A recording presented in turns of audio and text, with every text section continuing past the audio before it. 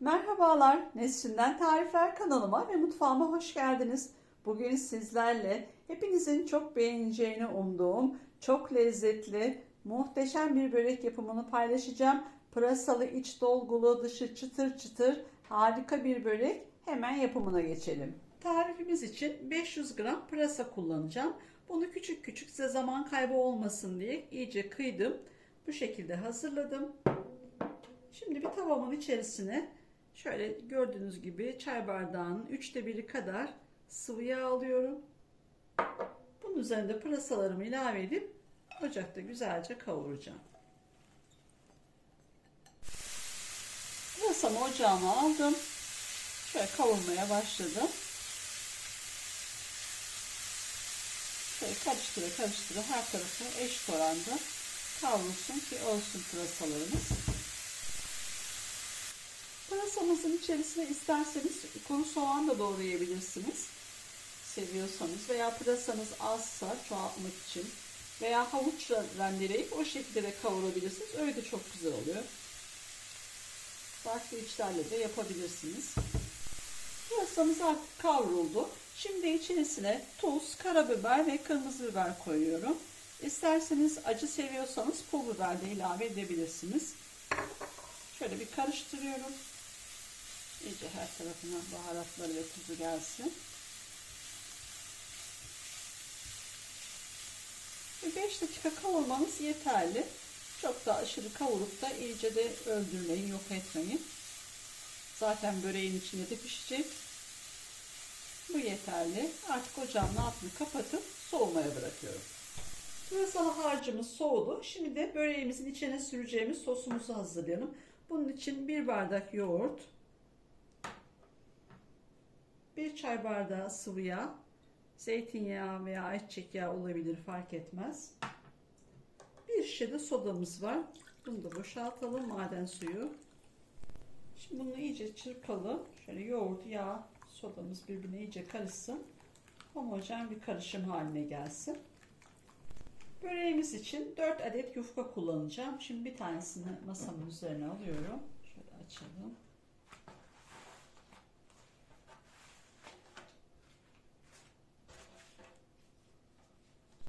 Hazırlamış olduğumuz sosumuzu şöyle bir kaşık yardımıyla sık sık da karıştıralım ki eşit olsun yağ, yoğurdu, sodası. Şöyle yufkamızın her tarafına gelecek şekilde yayalım. Daha sonra bir fırçayla dağıtacağız. Kuru bir yer kalmasın. Şimdi fırçamla şöyle iyice dağıtıyorum. İyice her tarafında sosumu yaydım. Şimdi bunun üzerine ikinci yufkamı seriyorum. Şöyle tam üstüne koyuyorum. Bu şekilde tekrar açıyorum. Şöyle düzeltelim. Şimdi yufkamızı tam ortasından ikiye bölelim. Daha sonra tekrar bir daha böleceğiz. 4'e bölelim. Şimdi buradan tekrar bir daha tam ortasından bölüyoruz.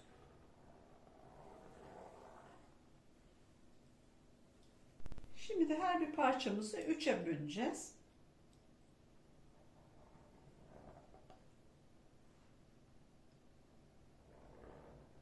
Şimdi bütün yufkamı aynı bu şekilde tekrar her bir parçayı da 3'e bölüyorum. Her bir parçamızın üzerinde şimdi şöyle bir tatlı kaşığıyla biraz pırasalı harcımızdan koyalım.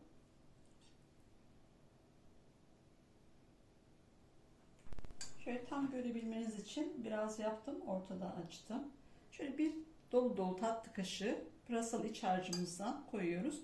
Yufkamızın bu yüzeyine sos sürmüyoruz. Şöyle yanlardan kapatıyoruz. Aynı sigara böreği sarar gibi şu şekilde sarıyorum.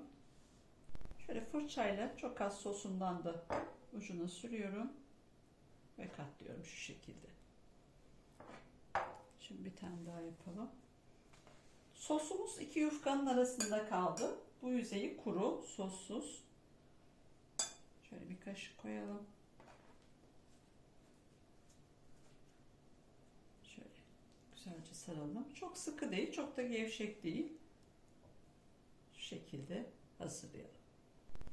Hazırladığım böreklerimi tepsime dizdim. Şimdi aynı şekilde ikinci yufkamı hazırlamaya geçiyorum. İkinci yufkamı da serdim yine. Yine aynı sosumdan bolca döküyorum.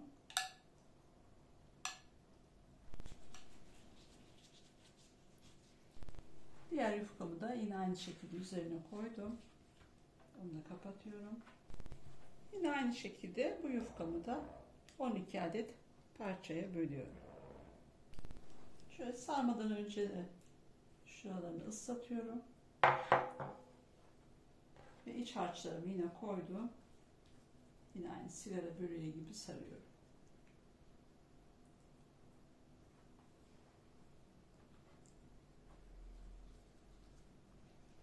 Üçgenleri keserken de orantılayarak keserseniz mümkün olduğunca aynı ölçüde, aynı büyüklükte olur. Önce iz yapın. Ruletinizle veya bıçakla, daha sonra kesersiniz.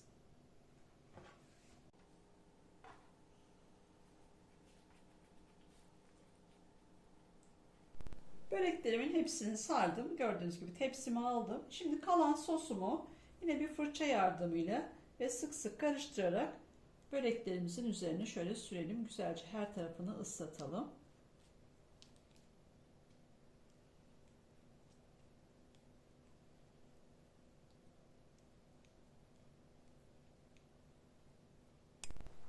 Böreklerimin üzerine sosumu bol bol sürdüm.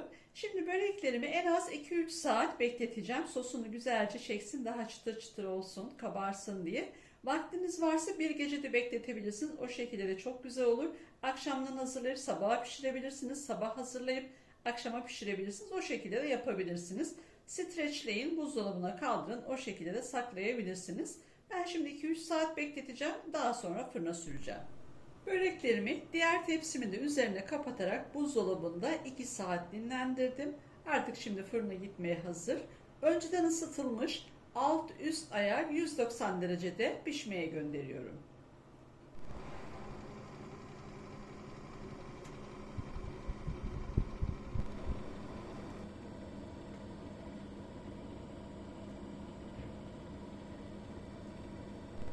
Pırasalı böreklerimiz fırından çıktı. Gördüğünüz gibi muhteşem oldu. Benim fırınımda 45 dakikada pişti ama bu her fırına göre farklılık gösterebilir.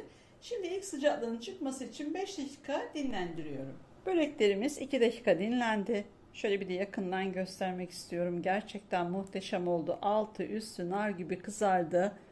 Şöyle çıtır çıtır üstü dökülüyor, görüyorsunuz. Harika. İçi de pırasalı, muhteşem. Şöyle bir tanesini de açalım. Daha çok sıcak ama size göstermek için de sabırsızlanıyorum. Harika oldu. İçini istediğiniz şekilde yapabilirsiniz. Ispanaklı, patatesli, peynirli ama sonuçta efsane bir börek. Mutlaka denemenizi tavsiye ederim. Tüm deneyenlere şimdiden afiyet olsun. Kanalıma abone olup bana destek olursanız çok sevinirim. Başka bir tarifte tekrar görüşmek dileğiyle. Hoşça kalın.